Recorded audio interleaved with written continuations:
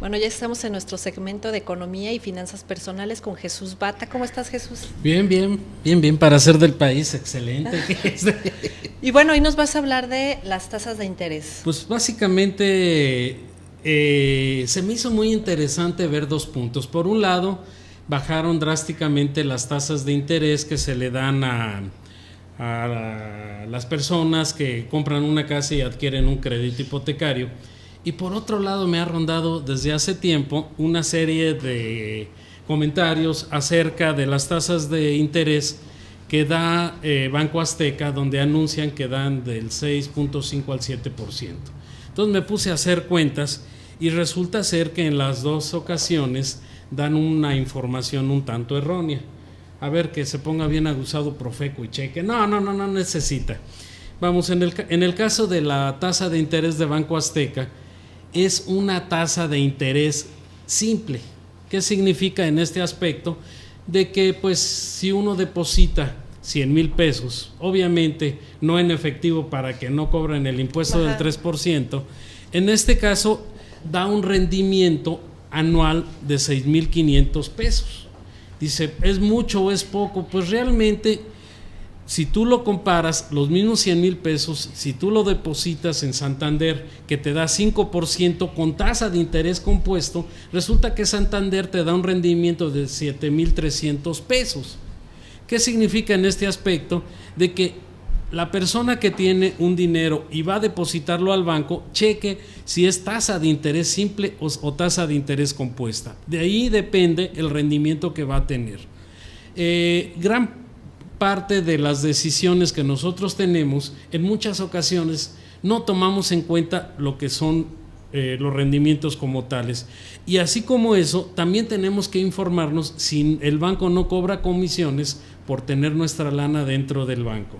Ok, hasta ahí digamos es una cuestión muy pequeña, no significa ningún quebradero de cabeza, pero si tú por ejemplo adquieres un crédito hipotecario, vamos a suponer una casa de 2 millones de pesos, allí pues gran parte de tu vida, una buena cantidad de años, vas a dedicar en pagar ese dinero. Por lo menos 20.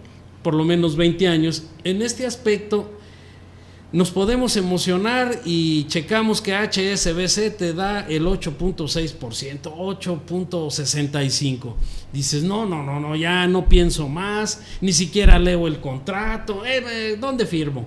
Ya llevas con las garantías, das la carta del contador, etcétera. Ojo, HSBC tiene comisiones anuales que se cobran el mes de enero.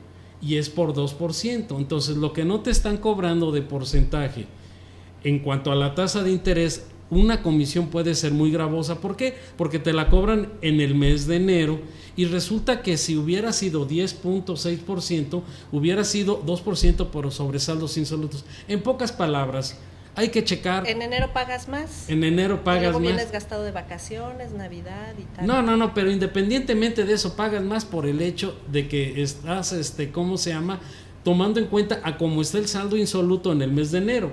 Porque si pagaras el 2% a lo largo, el 2% adicional al 8%, a lo largo de todo el año, sería la cantidad de enero menos lo que pagaste en enero, sería menor cantidad el 2% aplicado en febrero y así sucesivamente sobre saldos insolutos. A ver, tengo una pregunta. No, se me acabó el aliento, ¿sí? ¿Qué pasó? Entonces, ¿en qué nos tenemos que fijar? ¿En el CAT?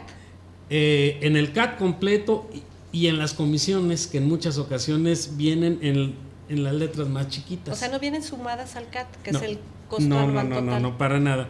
Yo recomiendo que antes de contratar un crédito de ese tamaño, uno solicite a un despacho de abogados o a un despacho de contadores que nos ayuden a leer el contrato. Más vale pagar, supongamos, 500 pesos por la asesoría jurídica y 500 pesos por el contador, sale menos. En este caso uno gasta 1,000 pesos, pero se evita pagar, 300, 400 mil pesos más por esos 2 millones de pesos. Eso vamos tomando en cuenta que se tiene uno que tomar esa atribución. Ahora, hay que perderle el miedo a lo que es la tasa de interés, hay que perderle el miedo a leer los contratos. Mucha gente, a mí me tocó en la crisis del 95 y antes de esa época, que todo mundo firmaba, falsificaba firmas de los contadores porque pensaba que de veras estaba adquiriendo su casa. No, está adquiriendo una hipoteca, que por cierto fue el quebradero de cabezas y el quebradero de economías familiares en ese entonces. Se viene una época muy buena de crecimiento económico si se dan las perspectivas. Obviamente, ahorita estamos hasta el gorro, no va a ser en este año el crecimiento, posiblemente se dé en el siguiente o posteriormente. Todo depende de si se aprueba la reforma energética y la reforma fiscal. En caso de que se llegue sí se va a dar un crecimiento por lo menos de 2 o 3 puntos adicionales del Producto Interno Bruto, pero sí es necesario para todo tipo de decisiones de que se viene una época bastante amplia de créditos hipotecarios comerciales, no tanto del Infonavit, ni siquiera en el esquema que anteriormente tenían de comprar una casa en Silao para venirte a trabajar, no.